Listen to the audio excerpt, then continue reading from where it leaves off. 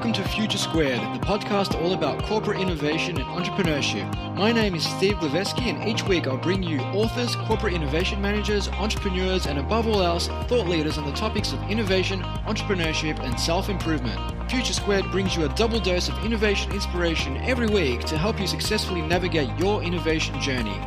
Every Monday, I'll bring you a world-class thought leader such as Steve Blank, Alex Osterwalder, Neil Patel, Rand Fishkin, or Whitney Johnson, just to name a few. While every Friday, I'll bring you some quick digestible insights myself to help end your week on a high before you head off for the weekend. Future Squared is proudly brought to you by Collective Campus, an innovation hub, school, and consultancy that works with large organizations to help them adopt the mindset, methodologies, and tools required to explore new business models and disruptive innovation in an era of rapid change. If your organization needs support coming up with ideas, testing and turning those ideas into reality, incubating teams, driving cultural change, or connecting and partnering with startups, then visit Collective Campus online at www.collectivecamp.us. And without further ado, here's today's podcast. Welcome back to Future Squared. I'm coming to you from Brisbane, where I find myself with my Collective Campus co-founder, Sean Chen, for the city's installment of Lemonade Stand, the entrepreneurship program for kids that we developed on the back of an increasing need for children to become more adaptable in the face of growing uncertainty and obsolescence in today's jobs. It's a subject that I'm super passionate about, and it's not only helping kids build a better future for themselves, but these kids will be our leaders tomorrow, and we want them to take smart risks and embrace ecosystems over egosystems and drive positive change in both Western and developing economies. If you'd like to find out a little bit more about the program and maybe get involved in some way, shape or form, then just head to lemonadestand.rocks. And with that, I'd like to talk to you about a model I put together called the hierarchy of needs for corporate innovation. Most of us are familiar with Maslow's hierarchy of needs. The theory on psychological health is now almost 70 years old, but rings as true today as it did when it first emerged in 1943. It's even more pronounced today with the emergence of millennials in the West, who tend to chase purpose rather than just profit, which is in stark contrast to prior generations and is a testament to having already met their other needs. One could draw parallels between this hierarchy and the hierarchy of needs when it comes to innovation within a large company. So let's dig a little bit deeper into what I dub the hierarchy of needs for corporate innovation, starting with the first level at the base of the triangle, appearance. Typically, organizations and senior executives tend to first respond to the obvious need to innovate by calling town hall meetings and making bold proclamations to their employees to go forth and innovate.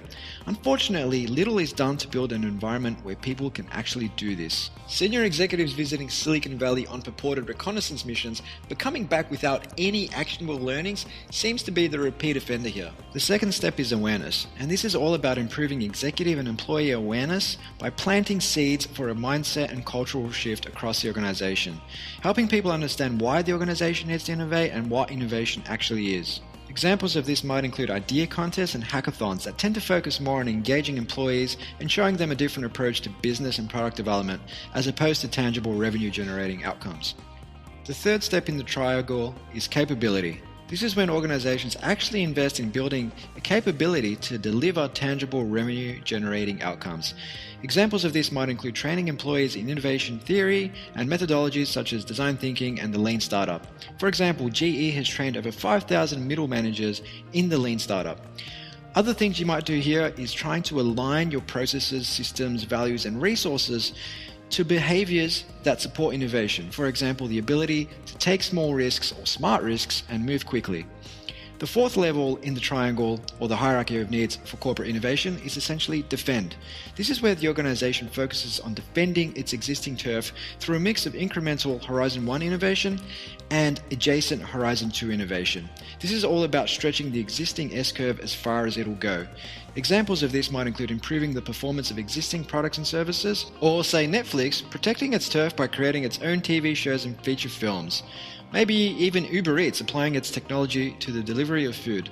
And finally, at the top of the hierarchy of needs, the elusive pinnacle, the organization successfully discovers and commercializes disruptive Horizon 3 innovation and builds entirely new markets or replaces existing ones, fostering the development of a defensible next S-curve rather than simply stretching the existing one. Organizations that get this right can reinvent their entire business models. Examples of this might include Amazon, who went from simply selling books online to digital media consumption and being the #1 cloud infrastructure provider.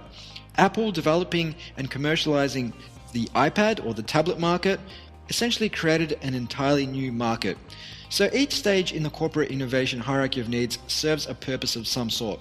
What's important though is that we don't confuse level 1, that is appearance, inputs, with the ability to create level 5, that is grow outputs. In many ways, given that cultural transformation is no easy feat, progressing through the different stages from acceptance onwards makes a lot of sense, so long as that progression is done with senior executive buy-in, budget, and a genuine commitment to embrace ambiguity and learn along the way.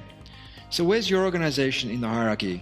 Is it in appearance pretending to be in growth, or is it genuinely making an effort to build a culture, environment, and capability to explore and deliver adjacent and disruptive innovation? I'll let you ponder that one. And finally, before you head off for the weekend, if you have any interest in blockchain, I'll be running a free class for banking and financial services professionals called Blockchain for Bankers. As the name suggests, I'll be spending an hour diving into what blockchain is and providing an overview of how it works, what it means for banking lines of business, and what opportunities it presents. You can attend this class in person if you happen to be in Melbourne, or tune into the live stream online. For more info or to sign up for this absolutely free session, head to tinyurl.com/ZAN3NGM. That's tinyurl.com/ZAN3NGM. I hope to see you either in the class or online in the live stream. Until next time, I hope you have a wonderful weekend wherever you're listening in the world. And as always, Future Squared out.